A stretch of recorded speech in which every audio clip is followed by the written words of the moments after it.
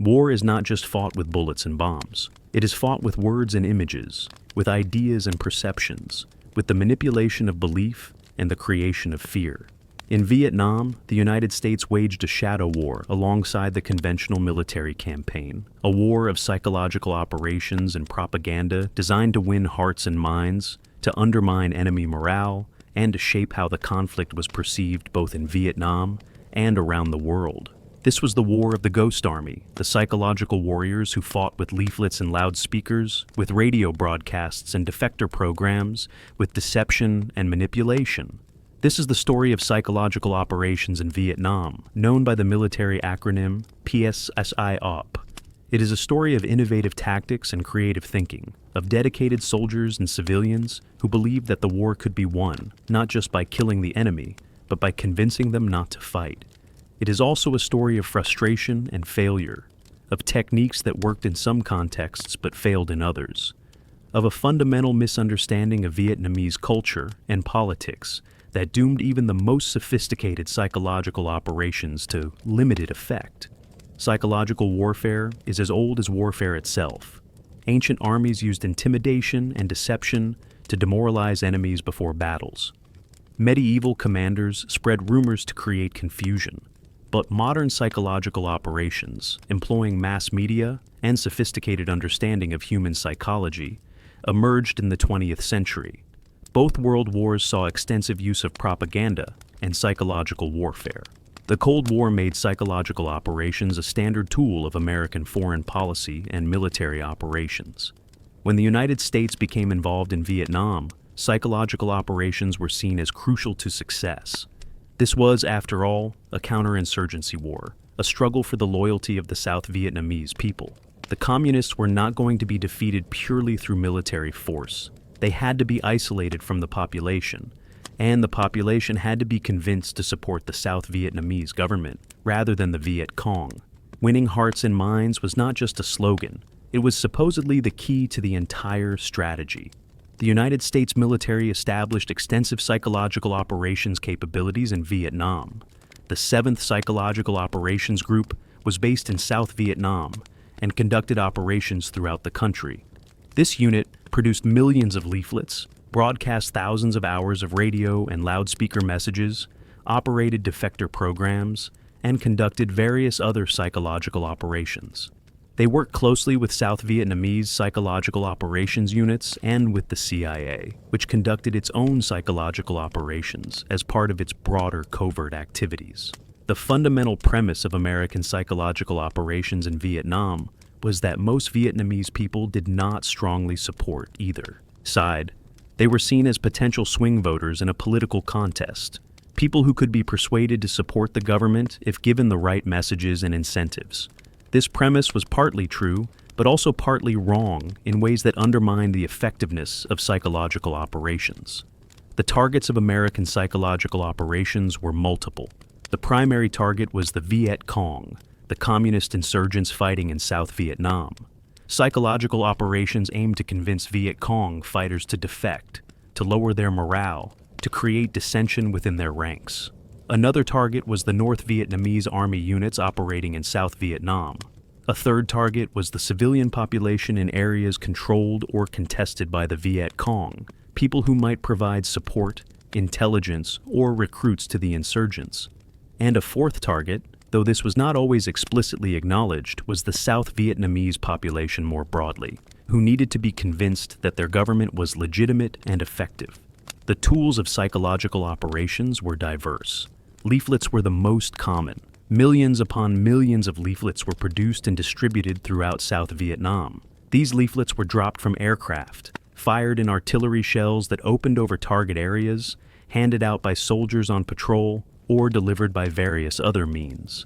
The leaflets contained messages designed to persuade their readers, appeals to defect, warnings about the dangers of supporting the Viet Cong, information about government programs, and various other propaganda themes. Loudspeakers were another important tool. American units carried loudspeakers on vehicles or aircraft and broadcast messages into areas suspected of harboring Viet Cong. These broadcasts might warn civilians to evacuate before military operations, might appeal to Viet Cong fighters to surrender, or might broadcast various types of propaganda. Helicopters equipped with loudspeakers were particularly effective, able to reach remote areas and to hover over specific locations while broadcasting messages. Radio was used extensively for psychological operations. The South Vietnamese government, with American support, operated radio stations that broadcast news, entertainment, and propaganda.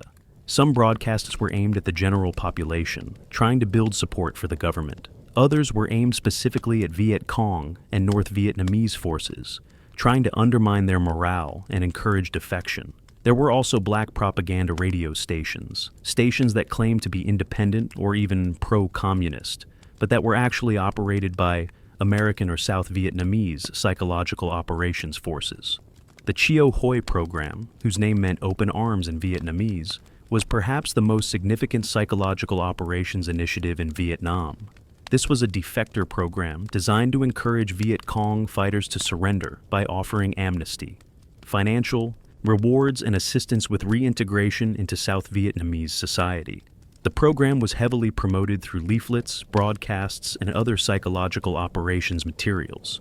Defectors, known as Hoi Chan or ralliers, were used in subsequent psychological operations, appearing in leaflets and broadcasts to encourage their former comrades to follow their example. The Chiu Hoi program had significant success in terms of numbers. Over the course of the war, more than 200,000 people came over to the government side through the program. This was a substantial number and suggested that psychological operations could be effective. However, the quality of these defectors was mixed. Many were low-level Viet Cong supporters, or people who had been forcibly recruited and were looking for a way out. Few were hardcore cadre or leaders, and some were actually Viet Cong agents who infiltrated the government side by pretending to defect. American psychological operations specialists studied Vietnamese culture and history to make their operations more effective. They learned about Vietnamese beliefs, values, and superstitions. They tried to craft messages that would resonate with Vietnamese audiences. They employed Vietnamese writers and artists to create materials that would be culturally appropriate. This cultural sensitivity was important and did make some psychological operations more effective than they otherwise would have been. But there were fundamental limits to how much Americans could understand Vietnamese culture and politics. Vietnam had a complex history and a political situation that was not analogous to anything in American experience. The conflict was not just about communism versus capitalism or dictatorship versus democracy. It was also about nationalism, about resistance to foreign domination, about North-South divisions, about class and regional and religious differences that Americans struggled to comprehend. One psychological operations theme that was used extensively was the appeal to Vietnamese nationalism. The Americans tried to portray the North Vietnamese communists as puppets of China, or the Soviet Union, as foreigners imposing an alien ideology on Vietnam. This was intended to counter the communist claim that they were nationalists fighting foreign domination. But this American message was undercut by the reality that it was Americans who had massive military forces in Vietnam who were bombing Vietnamese villages, whose presence was the most obvious form of foreign domination. The nationalist card was one the communists could play more effectively. Another common theme was emphasizing the cruelty and oppression of the Viet Cong. Leaflets and broadcasts described Viet Cong atrocities, their forced recruitment of civilians, their taxation and control of villages, their assassination of government officials and supporters. This was intended to turn the population against the Viet Cong. Some of these messages were based on truth. The Viet Cong did commit atrocities, did force people to support them, did assassinate opponents, but the South Vietnamese government and its American allies also committed atrocities, also forced people from their homes, also killed civilians. The moral high ground was not as clear as American psychological operations assumed. Religious appeals were also used, particularly appeals to Buddhism and to anti-communist Catholicism. Some leaflets emphasized that communism was atheistic and would persecute religious believers. This had some effect, particularly among Catholics who had fled North Vietnam after partition in 1954 and who feared communist religious persecution. But it was less effective among Buddhists, many of whom were alienated from the South Vietnamese government which was seen as favoring Catholics and suppressing Buddhism. Psychological operations also made use of Vietnamese folklore and superstition. Some operations involved playing on beliefs about ghosts and spirits. For example, there were operations that used eerie sounds broadcast at night in areas where Viet Cong were operating, sounds that were supposed to sound like wandering spirits of the dead. The idea was to create fear and unease among superstitious Viet Cong fighters. Whether these operations were effective is debatable. They may have created some psychological impact, but hardened communist fighters were not likely to be deterred by ghost stories. One of the challenges of psychological operations was measuring effectiveness. How could you tell if a leaflet or broadcast had any impact? Did people read the leaflets? Did they believe the messages? Did the messages change their behavior? These questions were difficult to answer. Some indicators could be tracked, like the number of defectors who cited psychological operations materials as influencing their decision to surrender. But many effects of psychological operations were indirect and hard to measure. The South Vietnamese government conducted its own psychological operations, though often with American advice and support. The South Vietnamese had their own psychological operations units, their own radio stations and leaflet production facilities. In theory, South Vietnamese psychological operations should have been more effective than American ones, because they were created by Vietnamese for Vietnamese audiences. But South Vietnamese psychological operations suffered from the same problems as the government more broadly: corruption, lack of credibility, messages that rang hollow given the reality of government performance. One problem was that psychological operations messages often contradicted the reality that Vietnamese people experienced. Leaflets might claim that the government was dedicated to helping the people, but people experienced government corruption and indifference. Broadcasts might claim that government forces were winning the war, but people could see that the Viet Cong still operated freely in many areas. The gap between psychological operations messages and lived reality undermined the credibility of those messages. The communists conducted their own psychological operations, and in many ways, they were more effective than American efforts. The communist messages were simpler and more consistent. They were fighting to reunify Vietnam, to end foreign domination, to give land to poor farmers. These messages resonated with Vietnamese nationalism and with the grievances of poor rural Vietnamese who made up most of the population. The communists also had better organizational reach, with political cadre in villages throughout South Vietnam who could deliver messages personally, and who could enforce compliance with communist directives. Communist psychological operations targeted both the South Vietnamese people and American forces. Among Vietnamese, they emphasized themes of nationalism and anti-imperialism. They portrayed the Americans as foreign invaders and the South Vietnamese government as puppets. They promised that communist victory would bring independence, unification, and social justice. Among American forces, communist psychological operations tried to undermine morale by emphasizing the futility of the war, the distance from home, and the questionable morality of American actions. The communists were particularly effective at exploiting American actions that harmed civilians. When American forces destroyed villages, killed civilians in operations, or created refugees through their activities, the communists made sure that these actions were publicized and used as propaganda. They framed the conflict as Vietnamese people defending their homes against American aggression. This narrative was powerful and difficult for American psychological operations to counter. One area where American psychological operations had significant success was in urban areas among educated Vietnamese. Some middle-class South Vietnamese who had something to lose from communist victory were receptive to anti-communist messages. They feared what communist rule would mean for them and their families. American psychological operations reinforced these fears and tried to build support for the government among this constituency. But this was a relatively small portion of the population. Most Vietnamese were rural farmers whose lives and concerns were very different. The credibility gap was the fundamental problem facing American psychological operations. The messages being communicated were often not backed up by reality. The South Vietnamese government was deeply corrupt and often brutal. It did not provide good governance or serve the interests of most of the people. American military operations killed many civilians and destroyed many villages. These realities undercut even the most sophisticated psychological operations. You cannot persuade people that black is white when they can see with their own eyes that it is black. The Phoenix program, while not primarily a psychological operation, had psychological warfare components. Phoenix was a program designed to identify and eliminate the Viet Cong infrastructure, the political and administrative apparatus that supported the insurgency.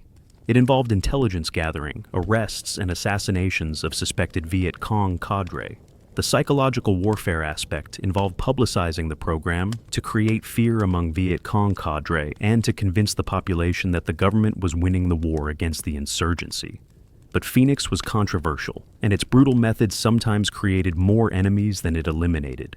As the war progressed and American public opinion turned against the conflict, psychological operations increasingly had to address American domestic audiences as well as Vietnamese ones. The military and the government wanted to maintain American public support for the war, or at least to limit opposition. This led to information operations that blurred the line between legitimate public affairs activities and propaganda. The credibility gap that existed in Vietnam also existed in the United States, where government statements about progress in the war were contradicted by what journalists were reporting and by the experiences of returning veterans. The Tet Offensive of 1968 was a massive failure for American psychological operations. The offensive demonstrated that despite years of American claims about progress and winning hearts and minds, the communist forces could still launch coordinated attacks throughout South Vietnam. The offensive shocked the American public and was a major turning point in American public opinion about the war. All the psychological operations messages about impending victory and about the weakness of the enemy were revealed as misleading or false. After Tet, American psychological operations had to shift their messages. They could no longer credibly claim that victory was near. Instead, they focused on more modest themes. Progress was being made. The South Vietnamese were taking over more of the fighting. American forces would eventually be able to withdraw. But these messages lacked the confidence and optimism of earlier psychological operations. The credibility of American statements about the war had been severely damaged. By the early 1970s, as American forces withdrew from Vietnam, psychological operations increasingly focused on supporting Vietnamization, the process of turning the war over to South Vietnamese forces. The messages emphasized that South Vietnamese forces were capable of defending the country, that American withdrawal was a sign of South Vietnamese success rather than American abandonment. But these messages could not hide the reality that American air power and support were what made South Vietnamese resistance possible, and that without them, South Vietnam's future was bleak. The psychological operations conducted in Vietnam employed a wide range of sophisticated techniques, some based on sound psychological principles and cultural understanding, others that seem bizarre or even counterproductive in retrospect. Understanding these specific techniques and how they were implemented provides insight into the complexity of psychological warfare and why it often failed to achieve its objectives despite the resources and effort devoted to it. Leaflet operations were the backbone of American psychological operations in Vietnam. The scale of leaflet production and distribution was enormous. Over the course of the war, approximately 50 billion leaflets were produced and distributed in Vietnam. That is billion with a B. To put this in perspective, this was roughly equivalent to 1,500 leaflets for every man, woman, and child in South Vietnam. Leaflets were everywhere, dropped from aircraft, fired from artillery, carried by soldiers, floating in rivers, scattered along roads. The leaflets covered a tremendous variety of themes and messages. Safe conduct passes were among the most common. These were leaflets that promised safe treatment and amnesty to Viet Cong or North Vietnamese soldiers who surrendered, bringing the leaflet with them as a sort of ticket to safety. The safe conduct passes bore official seals and signatures and were supposed to guarantee that the bearer would not be harmed. Millions of these passes were distributed throughout the war. The effectiveness of safe conduct passes is difficult to assess. Some defectors did cite these leaflets as part of their decision to surrender, and many who rallied through the Chio Hoi program brought leaflets with them. But it is unclear whether the leaflets actually convinced people to defect, or whether people who had already decided to defect simply picked up a leaflet as a practical matter. The leaflets may have been more valuable as a tool to facilitate defection than as a persuasive device that caused defection. Other leaflets warned of impending military operations. These might be dropped on areas before bombing or artillery strikes, warning civilians to evacuate. The message was that the South Vietnamese government and its American allies cared about civilian lives and wanted to avoid harming innocent people. But these warnings also had practical military value. They might cause Viet Cong forces to flee the area before the attack, reducing American casualties, even if it also allowed the enemy to escape. Some leaflets attempted to drive wedges between different groups on the communist side. There were leaflets aimed at North Vietnamese soldiers that emphasized the differences between them and the Viet Cong, suggesting that the Southerners were using the Northerners as cannon fodder. There were leaflets aimed at ethnic minority soldiers, suggesting that the Vietnamese were exploiting them. There were leaflets that tried to create suspicion and paranoia, suggesting that communist leaders did not care about ordinary fighters, that corruption existed within the communist ranks, that defeat was inevitable and continuing to fight was pointless. Other leaflets made emotional appeals. Some showed pictures of women and children appealing to Viet Cong fighters to think about their families and to surrender so they could return home. Others emphasized the hardships of life in the jungle, the constant danger, the lack of food and medicine, contrasting this with the better life that would be available if they rallied to the government side. These emotional appeals were based on sound psychological principles. People do respond to appeals about family and about their own well-being. The visual design of leaflets was carefully considered.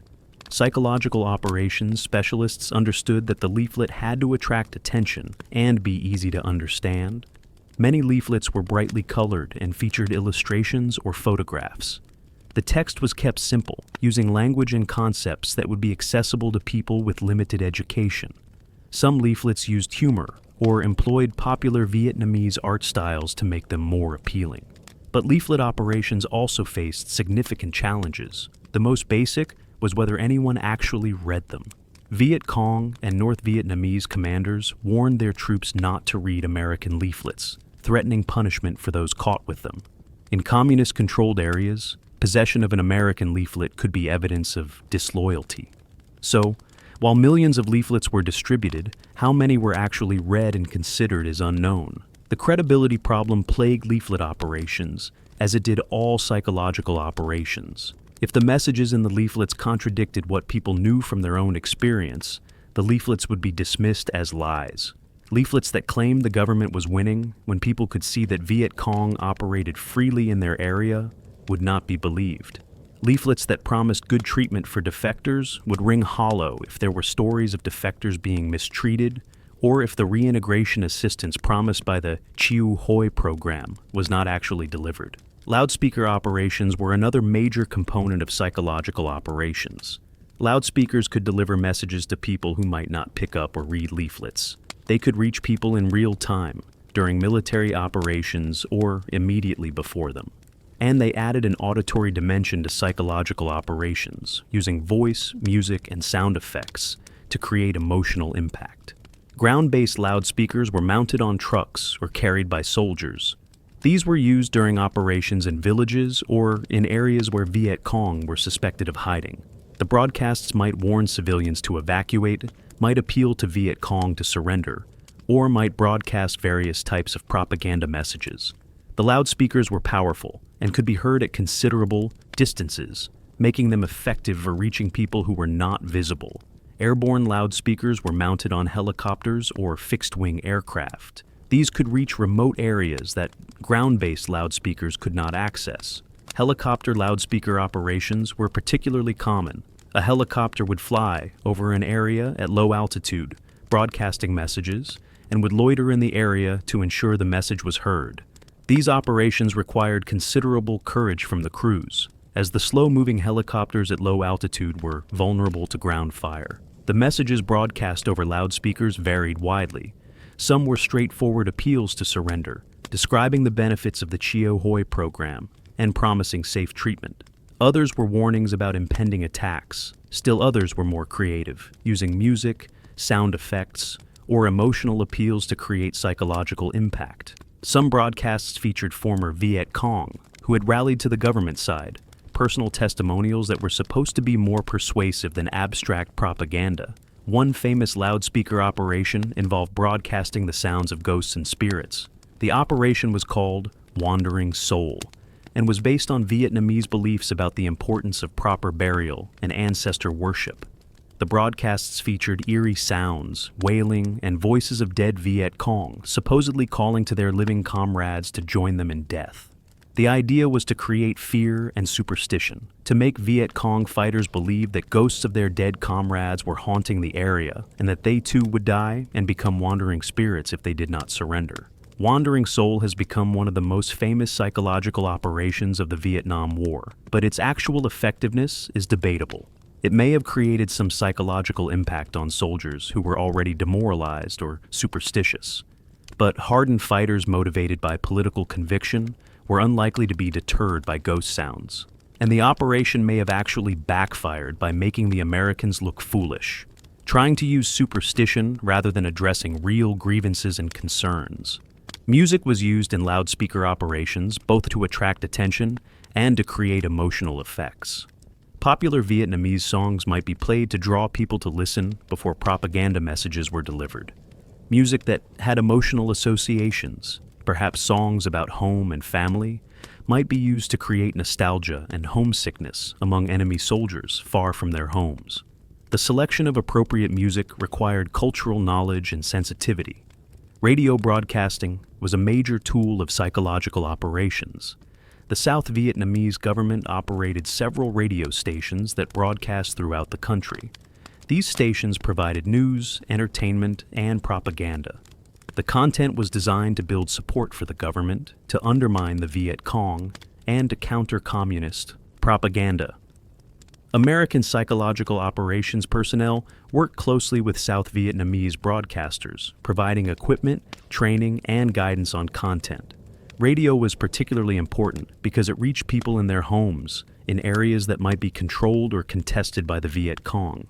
Unlike leaflets or loudspeakers, which could be controlled or avoided, radio broadcasts could reach anyone with a radio receiver. As radios became more common in Vietnam during the 1960s, radio became an increasingly important medium for psychological operations. The content of radio broadcasts ranged from straightforward news to entertainment to obvious propaganda. Some programs featured music and variety shows designed to attract listeners. Once an audience was built, propaganda messages could be inserted into the programming. Other programs were more explicitly propagandistic, featuring commentary on the war, interviews with defectors, or discussions of government policies and programs. Black propaganda radio operations were particularly interesting. These were stations that purported to be something other than what they really were. For example, there were stations that claimed to be operated by dissident communists, criticizing the party leadership and creating the impression of division within the communist ranks. In reality, these stations were operated by American or South Vietnamese psychological operations units. The goal was to confuse and demoralize the enemy by making them think there was internal dissent. Black propaganda is ethically questionable, and its effectiveness is difficult to assess. If the deception is discovered, it can backfire spectacularly, destroying the credibility of all subsequent psychological operations. There is evidence that communist forces were aware of at least some black propaganda operations and dismissed them as obvious American tricks.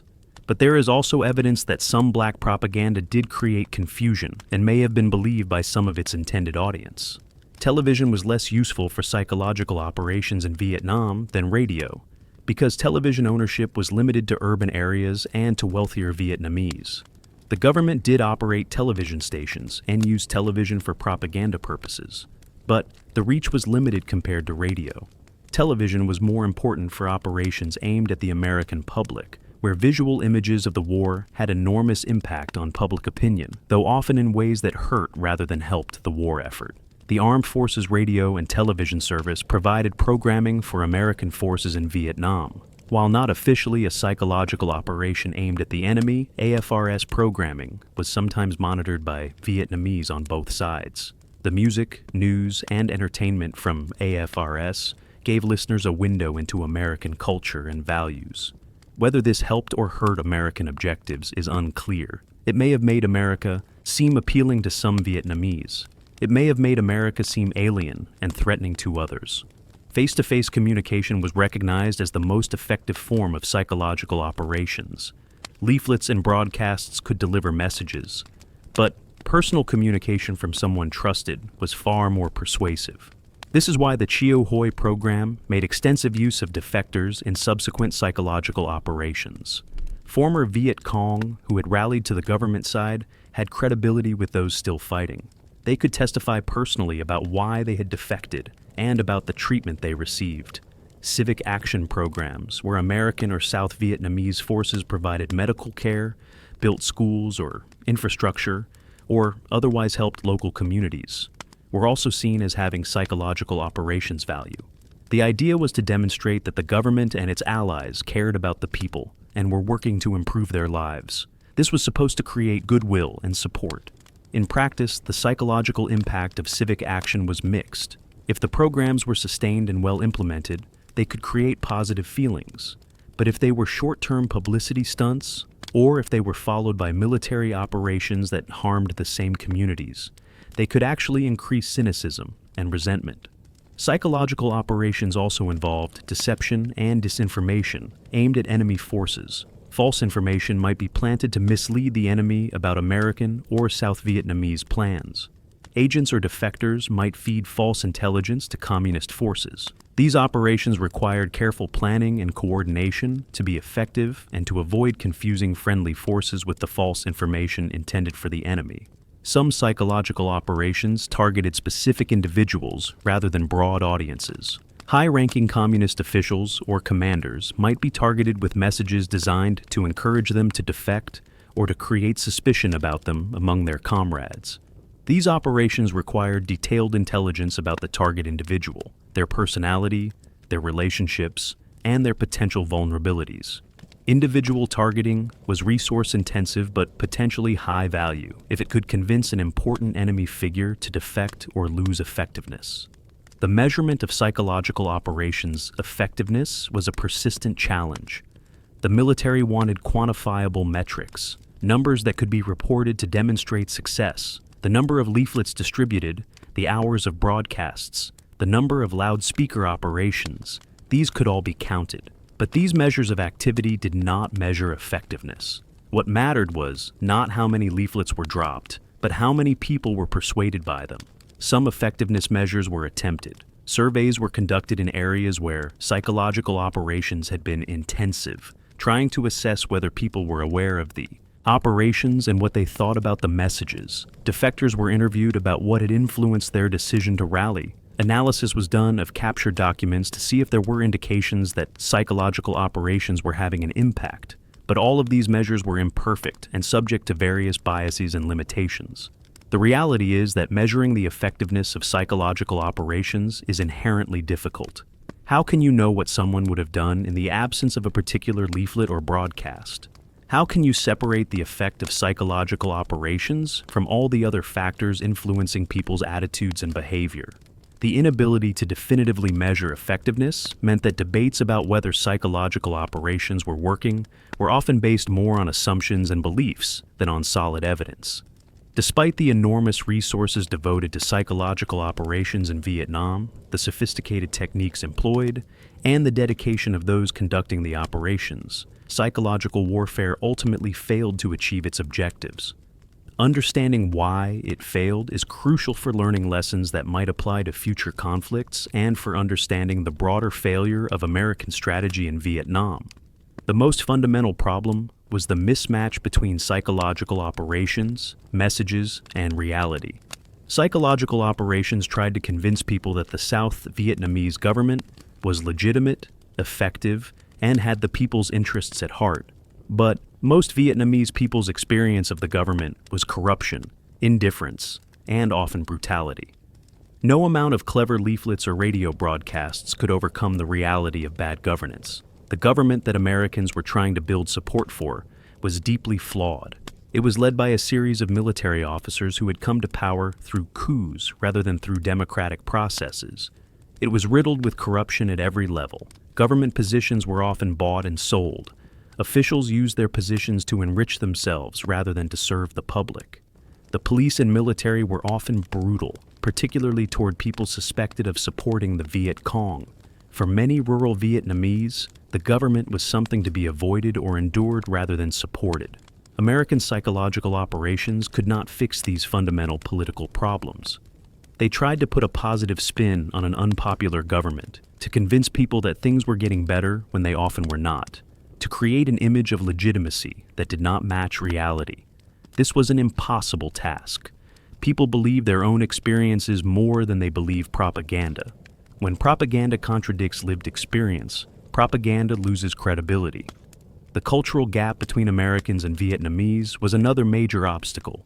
Despite efforts to understand Vietnamese culture and to employ Vietnamese personnel in psychological operations, Americans fundamentally misunderstood many aspects of Vietnamese society and politics. They projected American values and assumptions onto a very different culture. They assumed that what would persuade Americans would also persuade Vietnamese. This was often not the case. For example, American psychological operations placed great emphasis on anti-communism and on the evils of totalitarian systems. These were themes that resonated with Americans who had lived through the Cold War and who valued individual freedom and democracy. But many Vietnamese, particularly rural farmers, were not deeply ideological. They cared more about peace, about land ownership, about being left alone to live their lives than about abstract political systems. The communist appeals to nationalism and to land reform resonated more than American appeals to anti-communism. The nationalism question was particularly problematic for American psychological operations. The communists successfully positioned themselves as Vietnamese patriots fighting against foreign domination, first French and then American. This was a powerful narrative that tapped into centuries of Vietnamese resistance to foreign rule, resistance to China, to France, to anyone who tried to dominate Vietnam. The Americans tried to counter this by claiming that the North Vietnamese were puppets of China or the Soviet Union. But this rang hollow when it was American forces that were so visibly present throughout South Vietnam.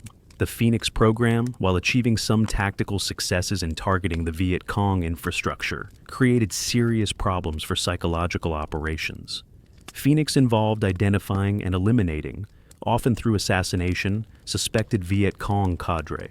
This created fear, but it also created resentment and anger. Innocent people were sometimes targeted based on faulty intelligence or personal vendettas. Families of those killed or arrested became enemies of the government. The brutality of Phoenix contradicted psychological operations, messages about the government's benevolence and concern for the people. The creation of refugees through military operations was another major problem. American and South Vietnamese military operations often involved forcing people to leave their villages, either as part of strategic hamlet programs or simply to deny the area to the Viet Cong. People were moved to refugee camps or to government-controlled areas, losing their homes, their land, and their ancestral connections. This created enormous hardship and resentment. Psychological operations tried to present this as the government protecting people from the Viet Cong, but the people themselves often saw it as the government destroying their lives. The bombing and use of firepower by American forces killed many civilians. Villages were destroyed, rice paddies were cratered, forests were defoliated with chemicals. The physical destruction caused by American military operations was enormous. Psychological operations could not erase this reality. Leaflets claiming that America and the South Vietnamese government cared about the people were hard to believe when American bombs were falling on villages. My Lai and other atrocities committed by American forces were propaganda disasters. When news of My Lai became public, it confirmed the worst communist propaganda about American brutality. It destroyed American moral authority and made psychological operations messages about American values and about fighting a just war seem hypocritical. The communists exploited atrocities like My Lai extensively in their own propaganda, both in Vietnam and internationally. The time horizon was another factor working against American psychological operations. The communists were fighting a long war.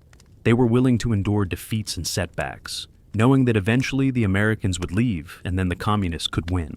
American psychological operations could not offer a competing vision of the long-term future that was credible. Promises about what would happen after the war, about peace and prosperity under a non-communist government, were not believable when the present reality was so grim. The communist organizational advantage was difficult to overcome through psychological operations. The communists had political cadre in villages throughout South Vietnam. These cadre provided governance, resolved disputes, organized people, and delivered the communist message face to face. This personal, grassroots political organization was far more effective than any amount of leaflets or radio broadcasts. The South Vietnamese government had officials in villages, but these officials were often outsiders, often corrupt, and often absent. They could not match the communist organizational presence. The communists were also better at controlling information in areas they dominated. They could prevent people from accessing South Vietnamese or American media. They could punish people caught with American leaflets. They could control what people heard and read, ensuring that only the communist perspective was presented. American psychological operations had no equivalent ability to control information in areas they controlled. South Vietnam was relatively open, with multiple sources of information available.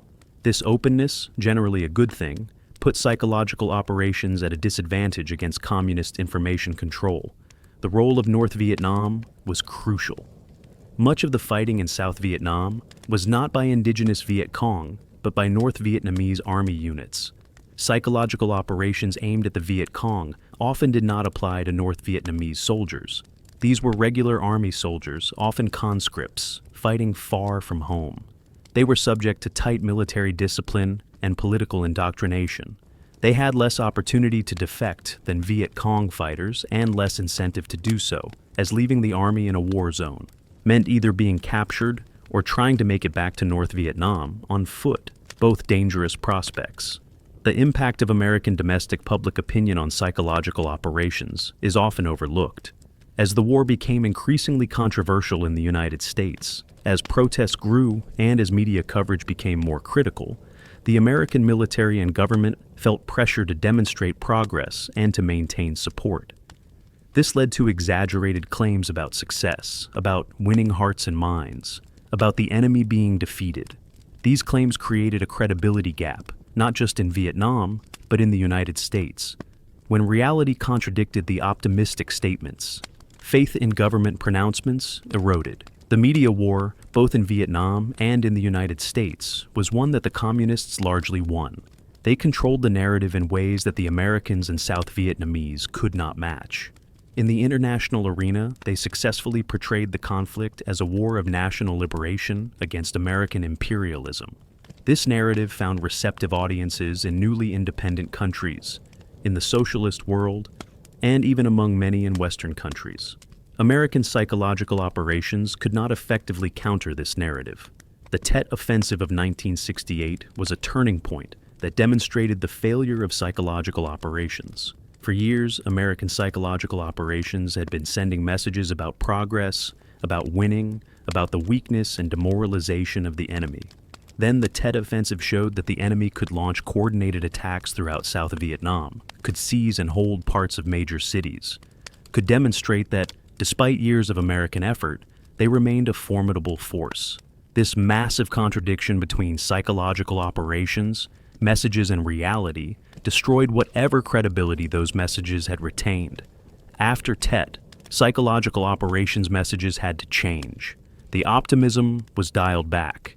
The focus shifted to more defensive themes, to Vietnamization, to arguments that American goals were being achieved and withdrawal could proceed. But the damage was done.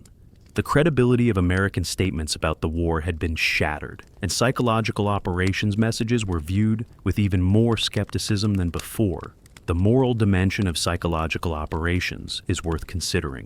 At what point does persuasion become manipulation? At what point does presenting information in a favorable light become lying? Psychological operations in Vietnam often crossed these lines.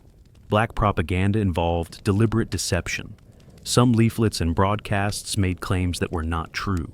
The goal of winning justified, in the minds of those conducting psychological operations, the use of techniques that in other contexts would be considered unethical. This raises questions about the values that America claimed to be fighting for.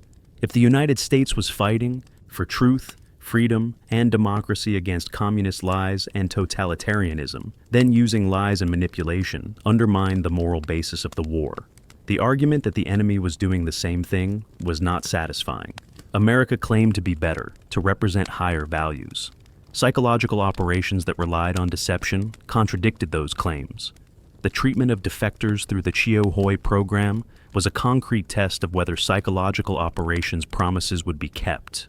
The program promised amnesty, assistance with reintegration, and a fresh start for those who rallied to the government side. In practice, the treatment of defectors was mixed. Some were genuinely helped and successfully reintegrated into society. Others were mistreated, imprisoned despite promises of amnesty, or simply abandoned without the assistance they had been promised. Word of mouth about the actual treatment of defectors spread quickly. If defectors were well treated, this encouraged others to rally. If they were mistreated, this discouraged defection and undermined the credibility of psychological operations promises. The South Vietnamese government's handling of the Chio Hoi program was often poor, marked by corruption and indifference. This limited the program's effectiveness and gave the communists an easy propaganda target. The use of defectors in psychological operations also raised ethical questions. These individuals had changed sides, often at great personal risk. They were then used in propaganda operations, appearing in leaflets and broadcasts encouraging their former comrades to follow their example. Some did this willingly, believing in their new cause. Others may have felt pressured or obligated, and using defectors in this way marked them as traitors in the eyes of their former comrades, increasing the danger they would face if the communists won, as they ultimately did. The resources devoted to psychological operations in Vietnam were substantial, running into hundreds of millions of dollars over the course of the war. Personnel, equipment, aircraft, printing facilities, broadcasting stations all required funding. The question of whether these resources might have been better used in other ways is valid. Could the money spent on billions of leaflets have been better spent on improving governance, on providing services to rural Vietnamese, on genuinely winning hearts and minds through actions rather than words? This question points to a fundamental misconception about psychological operations. They were seen as a relatively cheap way to achieve strategic effects, to win the war without having to address the underlying political and social problems. But psychological operations could not substitute for good governance, for genuine political legitimacy, for policies that actually served the interests of the population. No amount of clever propaganda could compensate for a government that was corrupt, brutal, and ineffective. The legacy of psychological operations in Vietnam includes important lessons that have influenced subsequent American military doctrine and operations. The concept of information operations has evolved and expanded.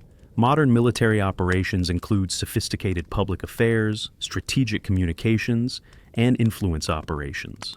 The recognition that perception and narrative matter, that wars are fought in the information space as well as on physical battlefields, comes partly from the Vietnam experience. But some of the lessons drawn from Vietnam may be the wrong ones. There is a tendency to think that if psychological operations had been done better, had been more sophisticated, had more resources, they would have succeeded. This misses the fundamental point that psychological operations failed, not because of poor execution, but because they were trying to sell a product, the South Vietnamese government, that most Vietnamese did not want to buy.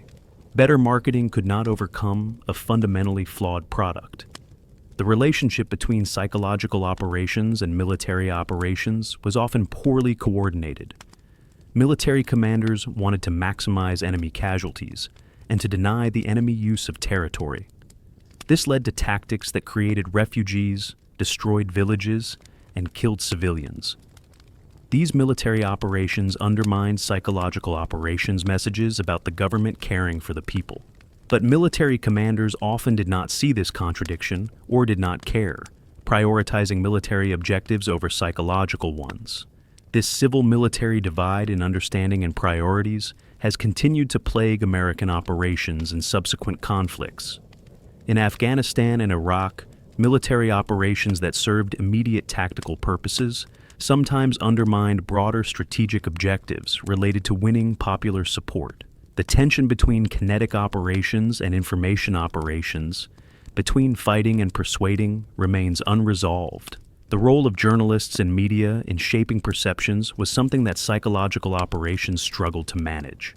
In Vietnam, particularly after the early years, American journalists reported what they saw, which often contradicted official optimistic statements. The government and military tried to manage the media, to influence coverage, to control access to information. But in a relatively open system with a free press, these efforts had limited success. The credibility gap between official statements and media reports damaged both the psychological operations efforts and broader American public support for the war. The communists were more successful at managing their information environment. They controlled what journalists in North Vietnam could see and report. They shaped the narrative through tight control of information. In the international arena, they effectively used sympathetic journalists and anti-war activists to spread their message. American psychological operations could not compete with this level of narrative control while also claiming to represent freedom and openness. One lasting impact of psychological operations in Vietnam was the development of tactics and techniques that have been used in subsequent conflicts. The use of leaflets, loudspeakers, radio broadcasts, and defector programs all became standard tools in the psychological operations toolkit. The study of target audiences, the crafting of culturally appropriate messages, the measurement of effectiveness, all were refined based on Vietnam experience. The tactics may not have won the war in Vietnam, but they became part of standard military practice. The institutional development of psychological operations capabilities was another legacy. The dedicated psychological operations units, the training programs, the career paths for psychological operations specialists, these all grew out of the Vietnam experience. Today, psychological operations, now often called military information support operations, is a recognized military specialty with its own doctrine, organization, and professional development.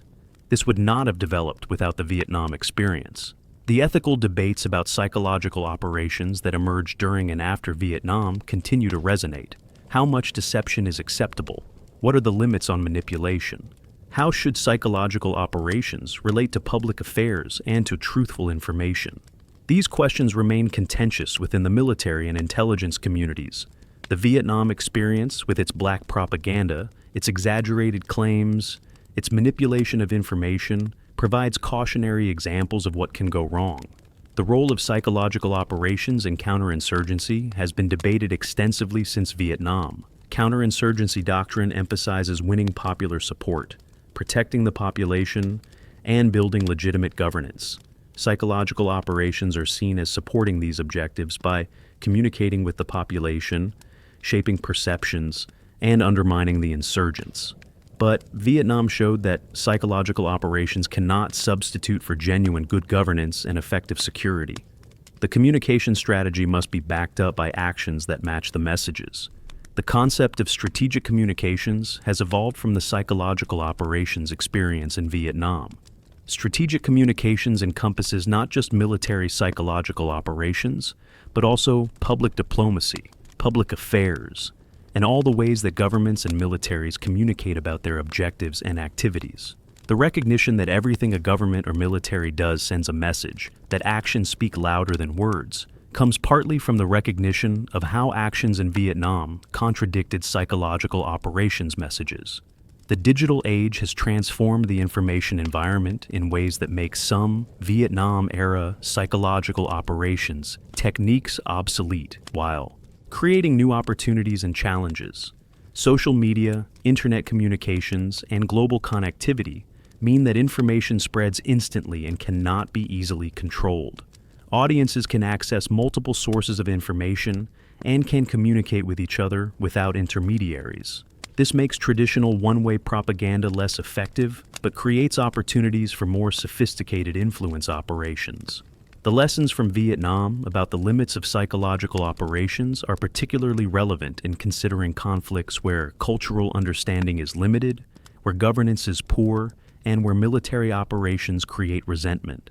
In Afghanistan and Iraq, the United States faced similar challenges, trying to build support for governments that were often corrupt and ineffective, conducting military operations that harmed civilians, facing adversaries who effectively controlled narratives in ways that damaged American objectives. The patterns that failed in Vietnam have repeated in other contexts. One lesson that seems not to have been fully learned is that psychological operations cannot compensate for bad policy. If the fundamental policy is flawed, if the strategy is not working, if the political objectives are not achievable, then no amount of sophisticated psychological operations will lead to success. Psychological operations can support a sound strategy, but cannot save a failing one. In Vietnam, the strategy of supporting a corrupt and unpopular government against a nationalist insurgency was fundamentally flawed. Psychological operations could not fix this. The human dimension of psychological operations deserves attention. The soldiers and civilians who conducted psychological operations in Vietnam were often dedicated and talented individuals who believed in what they were doing. They worked hard to craft effective messages, to understand their audiences, to measure results. They took risks, flying in vulnerable aircraft, operating in hostile areas. Many became disillusioned as they realized that, despite their best efforts, psychological operations were not achieving strategic objectives. This disillusionment is part of the broader veteran experience of Vietnam. The Vietnamese people who worked in psychological operations, who wrote leaflets and broadcasts, who served as voices on radio programs, also deserve recognition. They were often caught between sides, working for the South Vietnamese government and Americans while living in a country where the outcome was increasingly in doubt. When the communists won, those who had worked in psychological operations faced particular danger, having been identified as propagandists for the enemy. Many fled as refugees. Some did not escape and faced imprisonment or worse. The perspective of those who were targets of psychological operations, the Viet Cong and North Vietnamese soldiers and the Vietnamese civilians who received the leaflets and heard the broadcasts, is harder to access but important. Some were influenced by psychological operations, decided to defect, change their views. Others dismissed the messages as obvious propaganda, lies from the enemy not worth considering. Many were simply focused on survival, on getting through the war, and paid little attention to psychological operations one way or another. The ultimate failure of psychological operations in Vietnam cannot be separated from the ultimate failure of American strategy overall. The United States lost the war. South Vietnam fell to communist forces. The government that Americans had spent years trying to build support for collapsed. All the psychological operations, all the leaflets and broadcasts and programs proved unable to prevent this outcome. This does not mean psychological operations had no effect, but it means the effects were insufficient to achieve strategic objectives. In retrospect, the faith placed in psychological operations seems excessive. There was a belief that if the right messages were delivered in the right ways, hearts and minds could be won, the population could be turned against the Viet Cong, and the war could be won without having to address fundamental political problems. This was wishful thinking. It reflected a desire for easy solutions to difficult problems, for technical fixes to political challenges. Reality proved more complex and less tractable than psychological operations doctrine assumed.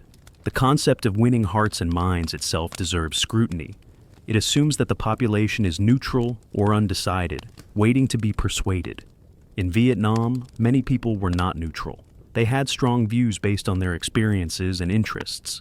Some genuinely supported the communists, believing in their vision of independence and social justice. Others supported the government, fearing communism or having benefited from the existing system.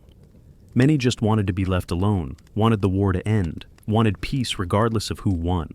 Psychological operations could not fundamentally change these underlying attitudes, which were rooted in history, culture, and lived experience. The metrics used to measure psychological operations success were often misleading. Large numbers of leaflets distributed, many hours of broadcasts, thousands of defectors through the Xiao Hoi program. These statistics looked impressive, but did not necessarily indicate strategic success. What mattered was not how many psychological operations activities were conducted, but whether those activities contributed to achieving political and military objectives. By that measure, psychological operations in Vietnam largely failed. The comparison between American and communist information operations is instructive. The communists had a simpler, more consistent message. They were fighting for Vietnamese independence and unification against foreign domination. This message had the advantage of being aligned with Vietnamese nationalism and with the historical experience of resistance to foreign rule. The American message was more complex and often contradictory, supporting a Vietnamese government that was often seen as a puppet, claiming to fight for freedom while supporting an authoritarian regime, promising to leave while maintaining massive military presence. The complexity and contradictions undermined effectiveness. The Communists also demonstrated greater willingness to accept costs and to persist over time. They endured enormous casualties, devastating bombing, and years of hardship without wavering in their commitment to their objectives. This determination was itself a form of psychological warfare, demonstrating to Vietnamese people and to the world that the Communists would never give up, that eventually the Americans would leave and the Communists would still be there. No American psychological operations message could counter this demonstration of commitment. The role of external support for both sides affected psychological operations. The Communists received support from the Soviet Union and China, but this support was less visible on the ground in Vietnam than American support for the South Vietnamese government. American forces were highly visible throughout South Vietnam, conducting operations, building bases, interacting with the population. This visibility made it easy for Communists to portray the conflict as Vietnamese resistance to American occupation. Psychological operations tried to frame it differently, but the physical reality was hard to obscure. The question of what could have been done differently in psychological operations is worth considering. Better cultural understanding would have helped. More realistic messaging that did not create credibility gaps would have been better. Closer coordination between psychological operations and military operations to avoid contradictions would have improved effectiveness. Greater emphasis on actions rather than words, on actually improving governance and delivering services rather than just claiming to do so, would have been more effective. But even with all these improvements, psychological operations alone could not have compensated for the fundamental weaknesses in American strategy and in the South Vietnamese government. The legacy of psychological operations in Vietnam includes a recognition of both their potential and their limits.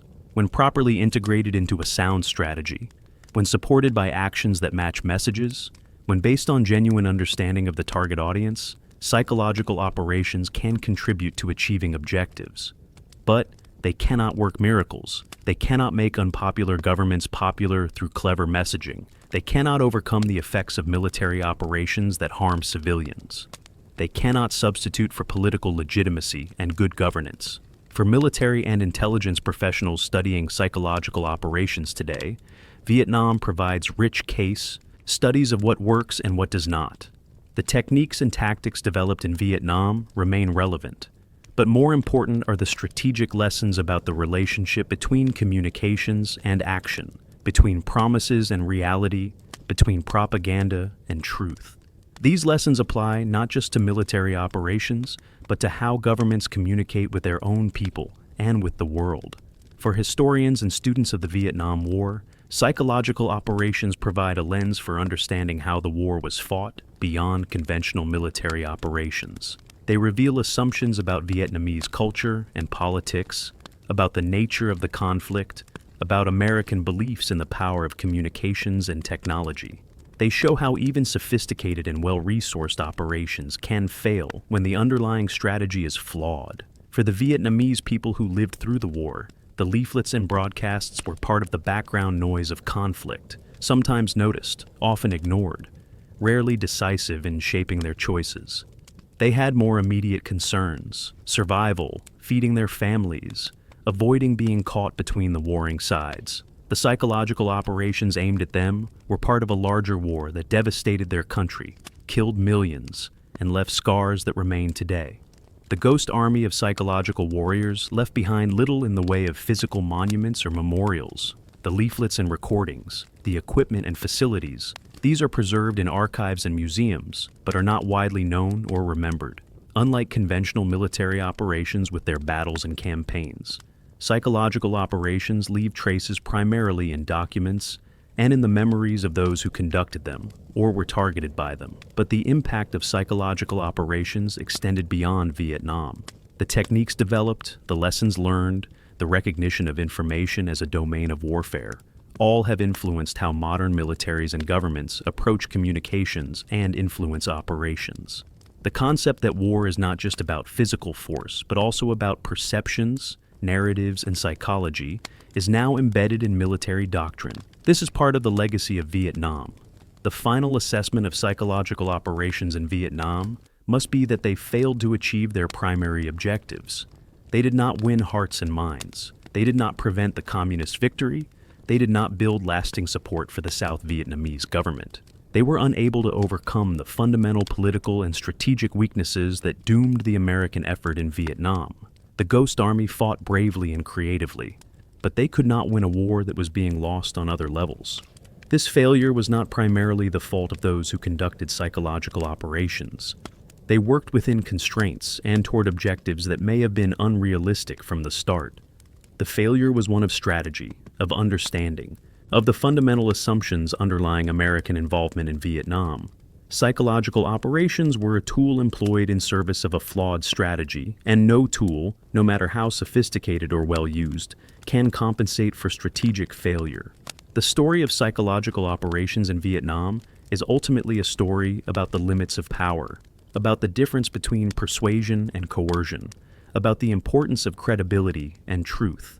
It is a reminder that in war as in peace, what you do matters more than what you say, that actions speak louder than words, and that no amount of clever messaging can substitute for justice, legitimacy, and genuine respect for the people whose support you seek to win. These are lessons that remain relevant long after the last leaflets fell over the jungles of Vietnam and the last broadcasts faded into static.